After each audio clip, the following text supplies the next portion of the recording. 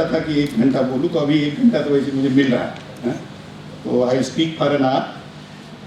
सबसे पहले मैं श्याम सुंदर जी को उनकी 112वीं जयंती के ऊपर विनम्र अभिवादन करता हूँ और उनके इस जयंती के अवसर पर आप सभी को शुभकामनाएं देता हूँ। सभी महापुरुषों को विनम्र अभिवादन करता हूँ और डायस पे जो मेरे कुलीग्स बैठे हुए हैं वो और आप सभी साथियों, मैं 3 मुद्दे लेके इस फंक्शन में, इस एनिवर्सरी के फंक्शन में मैं बोलना चाहता हूँ। पहला मुद्दा है कि बी श्याम सुंदर जी का जो कार्य है उसके बारे में कुछ बोलना चाहता हूँ मैं, जिसके बारे में मुझे बिल्कुल जानकारी नहीं थी। मुझे यहाँ आके मैंने मांगा कि भाई कुछ लिटरेचर उनका मुझे दीजिए। वो छोटी जो बुकलेट माले साहब ने यहाँ आपको दिखाई, वो बुकलेट मैंने पढ़ी। दूसरा पॉइंट मैं जो बोलना चाहता हूँ कि भाई ये मूल भारतीय और ये मूल निवासी, इसका डेवलपमेंट और इसकी अंडरस्टैंडिंग ये कैसी होना जरूरी है। जो बाबा साहब की जो मूवमेंट है उसमें सेपरेट इलेक्ट्रेट की डिमांड बाबा साहब ने की और बाबा साहब ने वो सेपरेट इलेक्ट्रेट का, मेरा ख्याल है मैं पूरा इतिहास नहीं बताना चाहूंगा, आप लोग पढ़े हैं, क्योंकि उसके डिटेल में जाऊंगा तो बहुत ज्यादा समय लगेगा। तो वो बात उन्होंने आगे अपने आंदोलन में रखी है, सेपरेट इलेक्ट्रेट की बात उन्होंने रखी है और मेरा ख्याल है 1968 का जो उनका ये डॉक्यूमेंट है भीम सेना का मैनिफेस्टो, उसमें भी सेपरेट इलेक्ट्रेट की बात कही है। फिर उन बाबा साहब ने जो शेड्यूल कास्ट फेडरेशन जो है, क्योंकि वो 1942 में शेड्यूल कास्ट फेडरेशन बना, पहले वो ऑल इंडिया डिप्रेस्ड क्लासेस था, ऑल इंडिया डिप्रेस्ड क्लासेस का उन्होंने शेड्यूल कास्ट फेडरेशन बनाया और शेड्यूल कास्ट फेडरेशन बनाने के बाद 1944 में चेन्नई में बाबा साहब ने शेड्यूल कास्ट फेडरेशन की वर्किंग कमेटी की मीटिंग बुलाई और उस वर्किंग कमेटी के मीटिंग में बाबा साहब ने, क्योंकि सेपरेट इलेक्टरेट्स की जो बाबा साहब की डिमांड थी वो काउंटर की गई कांग्रेस की, उसका भी इतिहास है लेकिन उसके डिटेल में मैं नहीं जाऊंगा। जब वो काउंटर हुई, क्योंकि सेपरेट इलेक्टरेट का मतलब ये था कि बाबा साहब ये चाहते थे कि ये शेड्यूल कास्ट के लोग, अनटचेबल्स लोग जो है ये माइनॉरिटी में, माइनॉरिटी कार्ड बनाया बाबा साहब ने, और ये दूसरी जो रिलीजियस माइनॉरिटीज है उनके साथ उनको इक्वेट किया कि हम भी माइनॉरिटी है। इनफैक्ट हमारी जो अनटचेबल लोगों की जो कंडीशन है ये वर्स देन अदर जो माइनॉरिटी है, सिख माइनॉरिटी है, मुस्लिम माइनॉरिटी है और क्रिश्चियन माइनॉरिटी है, उनसे भी ज्यादा खराब स्थिति है वो अनटचेबल्स जो लोग हैं इनकी है और वो माइनॉरिटी में है। और इसलिए बाबा साहब ने अपना माइनॉरिटी का कार्ड बनाया था और पानी रख देना, माइनॉरिटी कार्ड बनाया और उसको, और इसलिए उनको सेपरेट इलेक्ट्रेट मांगा। जब तक हमें पॉलिटिकली सेपरेट इलेक्ट्रेट नहीं मिलता तब तक हमारे सही प्रतिनिधि इस देश की पार्लियामेंट में और असेंबली में चुनकर नहीं जा सकते, और अगर वो चुनकर नहीं जाएंगे तो हमारे जो हक अधिकार की बात है उस हाउस में रखने वाला कोई नहीं होगा। इसलिए बाबा साहब ने सेपरेट इलेक्ट्रेट की बात कही थी। आप सबको वो इतिहास पता है, गांधी ने, जैसे हमारे साथी ने साथी साहब ने बताया कि गांधी ने इसको काउंटर किया, उसके ऊपर भी मैंने किताब लिखी है, छोटी बुकलेट लिखी है, माइनॉरिटीज एंड सेपरेट इलेक्ट्रेट, अलग से मैंने लिखी है क्योंकि आज उस आंदोलन की जरूरत ऐसे मुझे लगता है। और स्पेशली इसलिए मुझे वो लगता है कि आज भी हमारे लोग, स्पेशली जैसे बी श्याम सुंदर जी 1968 में सेपरेट इलेक्ट्रेट की बात करते हैं, तो वो तो 1968 में करते हैं, आज 2020 में भी हमारे लोग सेपरेट इलेक्ट्रेट की बात करते हैं। इस चीज को समझना जरूरी है कि बाबा साहब ने जो सेपरेट इलेक्ट्रेट की बात कही थी वो ब्रिटिश गवर्नमेंट के सामने रखी थी। ये ट्राइपार्टाइट एग्रीमेंट था कि एक तरफ हिंदूज थे, एक तरफ बाबा साहब थे और एक तरफ ब्रिटिशर्स थे, और डिमांड ब्रिटिशरों से हो रही थी, थर्ड पार्टी थी वो, एक तरफ कांग्रेस एंड कंपनी देना नहीं चाहते थे, हम मांगना चाहते थे, और देना या नहीं देना डिसाइड करने का जो मामला था ब्रिटिशों के पास। तो इसलिए बाबा साहब ने वो डिमांड रखी ब्रिटिशों के सामने, लेकिन गांधी ने उसका सत्यानाश किया और वो सेपरेट इलेक्टोरेट चला गया। जब सेपरेट इलेक्टोरेट चला गया तब फिर बाबा साहब के दिमाग में कि हमारे लोगों के तो अधिकार तो मिलने ही चाहिए, उनकी जो पॉलिटिकल राइट्स है, उनकी जो सिविल राइट्स है, उनको मिलना चाहिए। तो इसलिए बाबा साहब ने 1944 में चेन्नई में जो उनकी शेड्यूल कास्ट फेडरेशन की जो कांग्रेस वर्किंग कमेटी थी, उसमें सेपरेट सेटलमेंट स्कीम रखी और वो फिर ब्रिटिशों को दी कि हमारे लोगों का सेपरेट सेटलमेंट होना चाहिए। तो होल आइडिया ही कि अगर ये सेपरेटली सेटल हो जाते हैं तो फिर वो फिर से अपने ही रियल रिप्रेजेंटेटिव जो है वो पार्लियामेंट में और असेंबली में चुनकर भेजेंगे और फिर वहां हमारे अधिकारों की बात करेंगे। ये बात भी, सेपरेट सेटलमेंट की बात भी बाबा साहब ने ब्रिटिशों के सामने रखी और अपने बी श्याम सुंदर जी ने ये यहाँ के रूलर्स के पास रखी, जो यहाँ के ब्राह्मणिकल फोर्सेस है उनके सामने, जो कांग्रेस के नाम से जो यहाँ राज करते थे उनके सामने ये डिमांड रखी थी।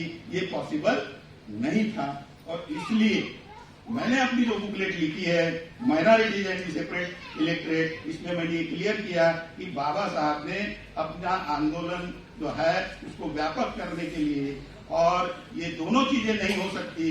जिन लोगों ने हमें अधिकार नहीं दिए हजारों साल से, उन लोगों के सामने फिर हम डिमांड करें, जिन्होंने नहीं दिया उनको डिमांड करें। अरे they are determined not to give, वो डिटरमिन्ड है कि हमें हमारे अधिकार नहीं है और हम उनसे अगर डिमांड करते हैं तो ये मूर्खता की बात है हमारे लिए।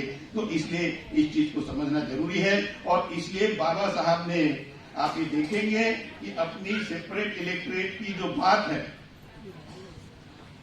बाबा साहब को उन्होंने ड्राफ्टिंग कमेटी का चेयरमैन बनाया। उसका भी एक अलग इतिहास है जिसके डिटेल में मैं नहीं जाना चाहता हूं। ड्राफ्टिंग कमेटी का चेयरमैन होने के बावजूद भी बाबा साहब ने इस डिमांड को फिर से रिवाइव किया कि हमें सेपरेट इलेक्टोरेट मिलना चाहिए। कॉन्स्टिट्यूएंट असेंबली के डिबेट्स मैंने पढ़े हैं, इन डेप्थ पढ़े हैं इस इश्यू को लेके, और कॉन्स्टिट्यूएंट असेंबली के डिबेट में जिस ड्राफ्टिंग कमेटी के बाबा साहब चेयरमैन थे, उस हाउस में बाबा साहब ने जो उसकी माइनॉरिटी कमेटी थी और एडवाइजरी कमेटी, दो कमेटी थी, दोनों कमेटी के जो चेयरमैन थे, माइनॉरिटी कमेटी के चेयरमैन जो थे और एडवाइजरी कमेटी के जो चेयरमैन थे, वो सरदार वल्लभ भाई पटेल थे। माइनॉरिटी कमेटीज के इसमें बाबा साहब ने अपनी बात को रखा, लेकिन माइनॉरिटी कमेटीज के वहां भी मतलब जो चेयरमैन थे उन्होंने इस चीज को डिनाई किया। और भी मद्रास के एक मिस्टर पिल्ले थे, उनका ये कहना है बाबा साहब का, उसमें लिखा है उन्होंने कि जब वो एडवाइजरी कमेटी में मामला आया तो पटेल ने तो विरोध नहीं किया।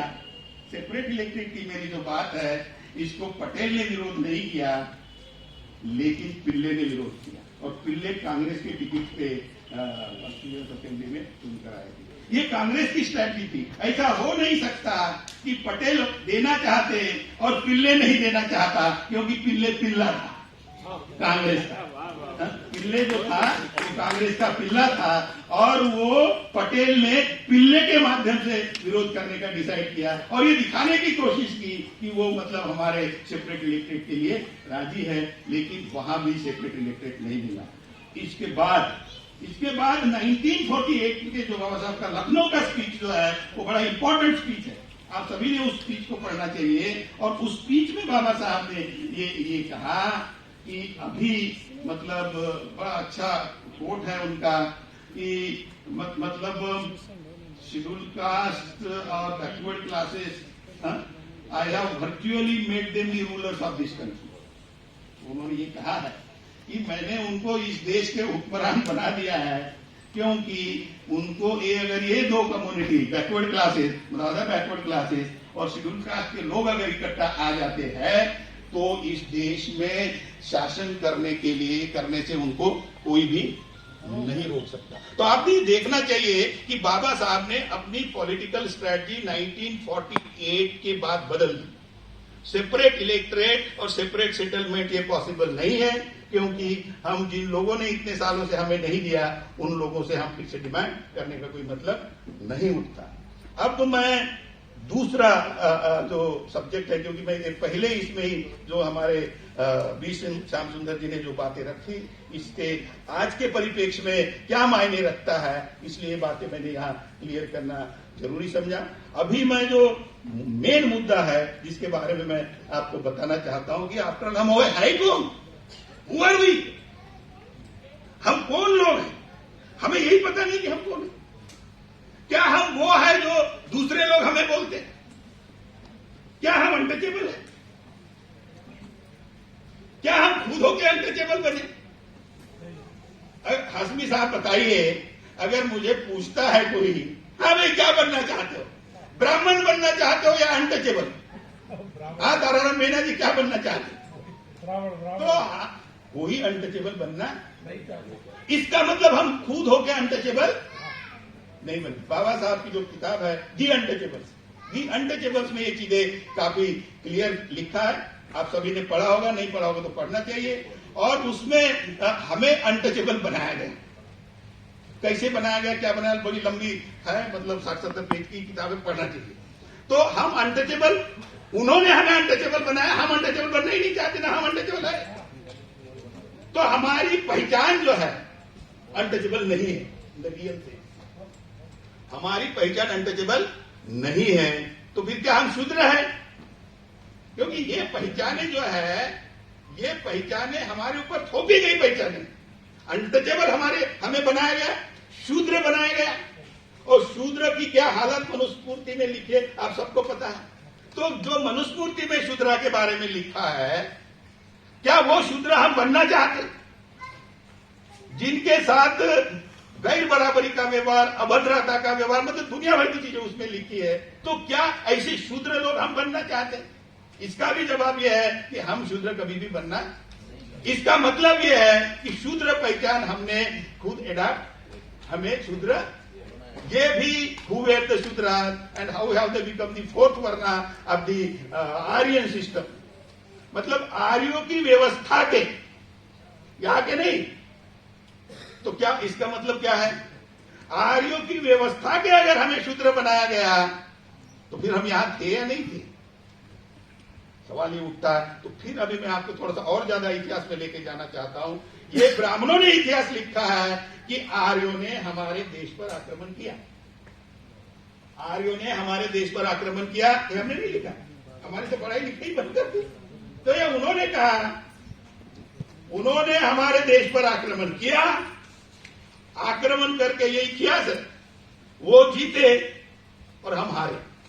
हारने का भी एक इतिहास है, क्योंकि उनके पास घोड़ा था, हमारे पास हमारी जो फोर्सेस थी, हम पैदल लड़ते थे। सवाल ये उठता है कि 3500 साल पहले हम कौन थे? हमारी क्या पहचान थी या हमारी पहचान ही नहीं थी? मुझे नहीं पता। मैं हिस्टोरियन नहीं हूं, मैं रिसर्च स्कॉलर भी नहीं हूं, मैं तो केमिस्ट्री का स्टूडेंट हूं। तो इसलिए, लेकिन इस आंदोलन में जब 1977 से मैं जुड़ा, तब इस आंदोलन ने मुझे बहुत कुछ सिखाया। I am indebted to this movement. इस मूवमेंट का मुझ पर कर्जा है। मैं आज यहां जो आया हूं, मैं नहीं आता। कौन बोरकर को पहचानता? हुई बोरकर, बोरकर इज नोबडी। मैं इस मूवमेंट में 1977 से लगा। इस मूवमेंट से बहुत सारी चीजें सीखने को मिली और आज मैं इस मूवमेंट में एक सीनियर कार्यकर्ता की हैसियत में आंदोलन इंडिया में काम कर रहा हूं। तो आप ये देखेंगे कि जब उन्होंने हमारे ऊपर आक्रमण किया तो यहां हम थे या नहीं? Was India A barren land? ये बिल्कुल बंजर जमीन थी या लोग थे या नहीं थे? ये सवाल उठता है। ये सवाल का जवाब भी उन्होंने नहीं दिया, क्योंकि उन्होंने शब्द का जो इस्तेमाल किया है, उन्होंने हमारे देश पर आक्रमण किया। अगर यहां लोग नहीं होते, 3500 साल पहले यहां हमारे लोग नहीं होते, तो उनको हमारे पर आक्रमण करने की जरूरत। तो इसका मतलब हम लोग यहां थे। जब हम यहां थे तो हम कौन थे? तो सवाल ये उठता है, हम कौन थे? तो हम कौन थे? अगर हिस्टोरियन ने इसका रिसर्च नहीं किया, किसी ने भी इसका रिसर्च नहीं किया, तो कम से कम हम इतना तो जरूर कह सकते हैं कि हम इस देश के, दिस इज द हिस्ट्री, हम इस देश के ओरिजिनल इनहैबिटेंट्स है, कि हम इस देश के मूल निवासी। अब ये मूल निवासी पहचान, इस मूल निवासी पहचान से ही हम इस देश में अपना राज कैसा ला सकते हैं, इसके लिए मैं आगे बढ़ना चाहता हूं। आप ये देखिए, तो आप ये देखेंगे कि हमारे जो श्याम सुंदर जी ने जो अपना लिटरेचर लिखा, उस लिटरेचर को अगर हम पढ़ते हैं तो that is restricted to only untouchables and it is little bit extended to Adivasi, क्योंकि आदिवासी शब्द में वो ओरिजिनल इनहैबिटेंट्स बनते ही है। तो आप ये देखेंगे कि मूल निवासी ये पहचान जो है श्याम सुंदर जी ने मतलब अछूत, जो हम नहीं थे, जैसे मैंने कहा, हमें बनाया गया, और आदिवासी इनको मिलके यहां तक उन्होंने रखा है। बामसेप ने अपनी स्ट्रैटेजी को, जब बाबा साहब ने 1948 में अपनी स्ट्रैटेजी बदली और इस देश में हमें अपनी अधिकार कॉन्स्टिट्यूशन के माध्यम से पाना है, तो हमने सबने इकट्ठा आना चाहिए। ये जो बात बाबा साहब ने 1948 के स्पीच में रखी है, इसको ख्याल में रखे बामसेप ने इस जो मूल निवासी या मूल भारतीय पहचान को एक्सपैंड किया, इसको एक्सपैंड किया, and they have taken it to other backward classes. और हमसे ही जो लोग दूसरे धर्मों में गए, मैं कई भाषणों में अपने उदाहरण देते रहा हूं कि अपना मकान, कामले जी, अभी कामले भी नहीं रहे, आप तो आप मुझे ये बताइए कि तुम्हारा मकान है गुड कंडीशन, तो आपका, हाँ चलो जो भी बनाया, लेकिन आपका मकान अगर गुड कंडीशन में है तो क्या दूसरा मकान बनाते हैं माले जी? नहीं बनाते ना। तो इसका मतलब पहला मकान ठीक नहीं था, पहला मकान ठीक नहीं था, इसलिए हम ही लोग इस्लाम में गए, हम वो लोग हैं इस्लाम में गए, क्योंकि वहां हमें इक्वालिटी मिली, यहां वो नहीं। हम ही सिखिज्म में गए, हम क्रिश्चियनिटी में गए, और बचे हुए बाबा साहब के साथ बुद्धिज्म में गए, और अभी भी गंदगी में पड़े हुए। इन गंदगी में पड़े हुए लोगों को जितना जल्दी हम निकाल सकते हैं, ये बामसेप और उसकी जो ऑफशूट ऑर्गेनाइजेशन है और समाज की जितनी भी सामाजिक संगठनाएं हैं, उनका ये दायित्व है कि उस गंदगी से अपने लोगों को निकाले, क्योंकि वो गंदगी से आज भी हमारे साथ समस्याएं हो रही है। तो ये काम जो है ये कैसे होगा? तो इसलिए ये मूल निवासी समाज निर्माण करना, जो जातियों में बटा हुआ है। हाँ, और एक बात मैं बताने की भूल गया, जो इंपॉर्टेंट बात है, क्योंकि ऐसा होता है, उन्होंने जब हमारे ऊपर अटैक किया और वो जीते और हम हारे, उन्होंने दो काम किए, महत्वपूर्ण काम किए उनकी दृष्टि से। पहला काम उन्होंने ये किया कि हमारे अधिकार निकाल लिए। उन्होंने कौन से अधिकार निकाले? राइट टू एजुकेशन निकाला, राइट टू प्रॉपर्टी निकाला, और राइट टू वेपन निकाला। तीन चीजें निकाली हमारी: शस्त्र धारण करने का अधिकार, शिक्षा लेने का अधिकार, और संपत्ति रखने का अधिकार। ये निकाला उन्होंने। इसका मतलब ये है कि आर्यों का आक्रमण होने के पहले हम बहुत ही समृद्ध लोग थे। अगर हम समृद्ध लोग नहीं होते तो हमारे प्रॉपर्टी का अधिकार निकालने का सवाल पैदा ही नहीं होता। अब हमारा एजुकेशन का अधिकार निकाल दिया, इसका मतलब यह है कि हम बहुत ही विद्वान लोग थे। मतलब यहां 3500 पहले जो हम लोग थे, जो हमारी संस्कृति रही है और जो इंडस वैली सिविलाइजेशन है, तो हम बहुत ही विद्वान लोग रहे हैं, हम बहुत ही धनवान लोग रहे हैं। और जहां तक राइट टू वेपन का सवाल है, तो हम लड़े उनके साथ। How can we fight with them without weapon? तो वेपन भी हमारे साथ। ये तीन अधिकार उन्होंने हमारे निकालने की वजह से आज जो हम दुर्दशा देख रहे हैं हमारे समाज की, आप समझ सकते हो। एक आदमी एजुकेटेड नहीं है, गवार है, उसके पास कोई संपत्ति नहीं है, मतलब अपने बदन के ऊपर कपड़े पहनने के लिए उसके पास पैसा नहीं है। इस लेवल तक उसकी प्रॉपर्टी का अधिकार निकाल दिया। और अपने को डिफेंड करने के लिए खुद को, मतलब राइट टू डिफेंड है ना, शस्त्र धारण करने का क्या मतलब है? राइट टू डिफेंड, तो वो भी नहीं है अगर उसके पास, तो क्या है? आंख मूंद के देखिए, जिस आदमी के पास एजुकेशन नहीं है, जिस आदमी के पास पैसा नहीं है और खुद का बचाव करने के लिए उसके पास कुछ भी नहीं है, तो मैं जब अपने भाषणों में बताता रहता तो बहुत सारे लोग मुझे ये बताते कि फिर तो जानवर जैसा बना दिया। मैंने कहा जानवर नहीं, जानवर से भी निचले स्तर पर गिरा है। आपके यहाँ, आपके बिदर जिले में बैल होते हैं क्या? बैल को खुद को डिफेंड करने के लिए क्या होता है उसके पास? मतलब एक जानवर, उसको खुद को डिफेंड करने के लिए उसके पास सींग होते हैं, और हमें डिफेंड करने के लिए हमारे पास कुछ भी नहीं छोड़ा। वहां तक हमें गिराया। और बाबा साहब ने भारत के संविधान में जितना उन्होंने हमें गिराया, उतना ही वहां से बाबा साहब ने हमको यहां तक उठाया। बाबा साहब द ग्रेट इसलिए है कि जहां तक उन्होंने जितना नीचे गिराया, बाबा साहब ने principles of equality, liberty, fraternity and justice, ये कॉन्स्टिट्यूशन में ये जो प्रिंसिपल्स है, ये ह्यूमन राइट्स है। बेसिकली ये ह्यूमन राइट्स है, और बाबा साहब ने भारत के संविधान में इसको डाल के, उस गर्भ से निकाल के यहां तक हमें उठाया। एक तो काम ये हुआ, मतलब ये काम उन्होंने पहले किया। दूसरा जो काम किया उन्होंने, वो कास्ट बनाया। दो काम किए उन्होंने, हमारे अधिकार निकाले, और दूसरा जाति बनाई, और जाति बना के हमें डिवाइड किया। और जो हम 6,743 जाति की बात करते हैं, वामसेप के कार्यकर्ता, कितने वामसेप है, क्या कर रहा है तुमसे, कितने वामसेप है? वामसेप एक सामाजिक संगठन है। वामसेप भिन्न भिन्न एरिया में जाके बात समझाता है। जहां बोरकर जा रहा है वहां मनीराम नहीं जा रहा है, जहां मनीराम जा रहा है वहां बोरकर, तो ये सामाजिक संगठन है, ये बात बता रहा है। तो अगर वामसेप 10 है, 15 है, 20 है, फर्क क्या पड़ता है? ये कोई पॉलिटिकल ऑर्गेनाइजेशन थोड़ा ही है वामसेप, इट्स ए सोशल ऑर्गेनाइजेशन। और जीवन के हर क्षेत्र में जहां भी हमारे लोग हैं और उनको मूल निवासियों में उनको लाने का काम वामसेप अगर कर रही है, तो इसमें लोगों को किंतु परंतु नहीं होनी चाहिए कि वामसेप के कितने टुकड़े एक के। अब ये जो टुकड़े है, अब ये कैसे हासिल करने? तो आप ये देखेंगे कि जब तक हम मूल निवासी नहीं बनते, ये मेरी एज आज 70 साल की है, मैं रहूं न रहूं, लेकिन जब तक हम मूल निवासी नहीं बनते, मतलब कास्ट की आइडेंटिटी को दिमाग से खत्म नहीं करते। और ये हो सकती है, ऐसा नहीं है। After where is caste? कहां है कास्ट? कास्ट कहां है? काल्पनिक, साइकोलॉजिकल स्टेट ऑफ माइंड।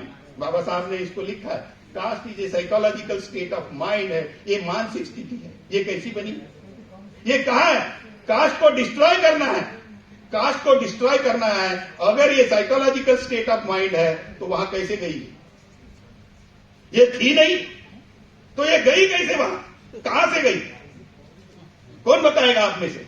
आप सब पढ़े लिखे लोग हो, ग्रेजुएट, पोस्ट ग्रेजुएट, डॉक्टरेट हो, कहां से गई? मैंने कई जगह पूछा कि कहां से गई कास्ट? अगर आप बोल रहे साइकोलॉजिकल स्टेट ऑफ माइंड है, तो वहां कहां से गई? ये हमारे सेंसरी ऑर्गन से गई, जो हमको चौथी 5वीं कक्षा में पढ़ाते हैं। सेंसरी ऑर्गन ये